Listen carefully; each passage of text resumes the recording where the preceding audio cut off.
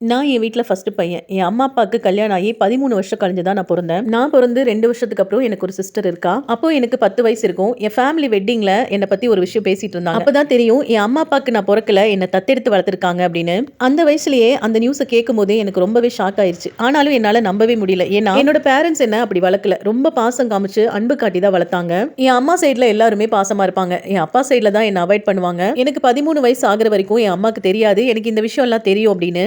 அதுக்கப்புறமா கொஞ்சம் கொஞ்சமா என் அப்பா அம்மா கிட்ட என்னோட பாசம் எல்லாம் குறைய ஆரம்பிச்சது. ஒரு நாள் என்னோட சிஸ்டரை நான் அடிச்சிட்டேன். அப்போ என்னோட அப்பாவும் அம்மாவும் மாறி மாறி என்ன அடிச்சாங்க. அவங்க அடிச்சது கூட எனக்கு வலிக்கல. அவங்க ஒரு வார்த்தை என்ன பார்த்து கேட்டாங்க. அது மனசால நான் ரொம்பவே உடைஞ்சிட்டேன். என் பிள்ளைய அடிக்கிறதுக்கு நீ யாருடா அப்படின்னு சொல்லி கேட்டாங்க. அதுக்கப்புறம் நான் என்ன கேட்டாலும் வாங்கி கொடுக்கறத நிறுத்திட்டாங்க. உங்க அப்பா அம்மாவா எங்களுக்கு இதுக்கெல்லாம் காசு தராங்க அப்படின்னு சொல்லி கேட்டாங்க. 14 வயசுல இருந்தே நான் வேலைக்கு போக ஆரம்பிச்சிட்டேன். கிளாஸ் கட்டிங் ஷாப்புக்கு போவேன். அங்க அந்த கிளாஸ் எல்லாம் பட்டு என் கைகால் எல்லாம் பிளட் வரும். அது எதுவுமே நான் பொருட்படுத்தாம நான் வேலையை செஞ்சுட்டு அதுல கிடைக்கிற வருமானத்தை வச்சு எனக்கு தேவையானதெல்லாம் வாங்குவேன். நான் நல்லா படிக்கிற பையன். இந்த சம்பவத்துக்கு அப்புறம் என்னால படிப்புல கான்சென்ட்ரேட் பண்ண முடியாம போயிருச்சு. என்னோட படிப்போட இன்ட்ரெஸ்ட் கொஞ்சம் கொஞ்சமா குறையதுக்கு யூனிவர்சிட்டியில சீட்டு கிடைக்காம போயிருச்சு. படிப்பு பாதியிலுமே நின்றுச்சு. அப்போ எனக்கு 20 வயசு, என் தங்கச்சிக்கு 18 வயசு. அப்போ அவ லவ் மேரேஜ் பண்ணி வீட்டை விட்டு வெளியில போயிட்டா. என் அம்மா அப்பா அவளை சேர்த்திக்கவே இல்ல. அதுக்கப்புறம் என் அம்மா அப்பாட்ட எல்லாம் பேசி என் தங்கச்சியை வந்து அவங்க ஃபேமிலியில சேர்த்தி வச்சேன். என் தங்கச்சி ஹஸ்பண்ட் நல்ல ட்ரிங்க் பண்ற ஆளு. ஆனாலும் அந்த குடும்பத்தோட அவங்கள நான் சேர்த்தி வச்சேன். என்னை யாரும் குடும்பத்துல சேர்த்திக்க மாட்டாங்க. எனக்கு யாருமே ரெஸ்பெக்ட் பண்ண மாட்டாங்க.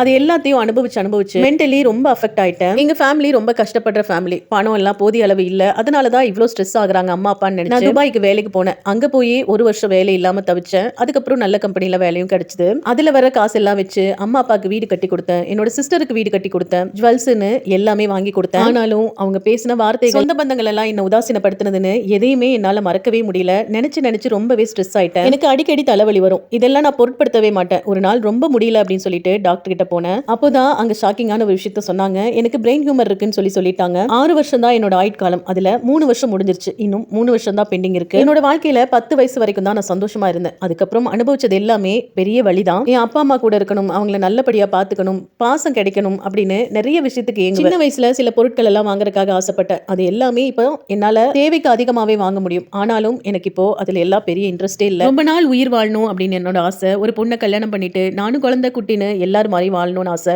ஆனா என்னோட வாழ்க்கை காலம் இன்னும் 3 வருஷத்துல முடிய போகுது. என் அம்மா அப்பாக்கு என் ஊர்ல இருக்கிற யாருக்குமே இந்த விஷயம் தெரியவே தெரியாது. இன்னுமே நான் வெளிநாட்டுல தான் வாழ்ந்துட்டு இருக்கேன். அவங்களோட தேவைகள் எல்லாத்தையுமே நான் பூர்த்தி செஞ்சுதான் வாழ்ந்துட்டு இருக்கேன். இப்போ நல்ல வேலை, நல்ல சம்பாத்தியம் எல்லாமே இருந்தும் இந்த கேன்சர் பிரெயின் ஹியூமர் இருக்கிறனால என்னால இந்த வாழ்க்கைய நிம்மதியா வாழ முடியல. ரொம்ப ரொம்ப நொந்து நொந்து கஷ்டப்பட்டு இருக்கேன். இது இன்ஸ்டாகிராம்ல ஒரு பிரதர் நம்ம கிட்ட ஷேர் பண்ண சொல்லி சென்ட் பண்ணி விட்ட ஸ்டோரி. அவரு நீண்ட ஆயுளோட ஆரோக்கியமா வாழணும் அப்படின்னு நம்ம எல்லாருமே ப்ரே பண்ணிக்கலாம். அவருக்கு நீங்க என்ன சொல்ல விரும்புறீங்களோ அது கமெண்ட்ஸா கன்வே பண்ணுங்க.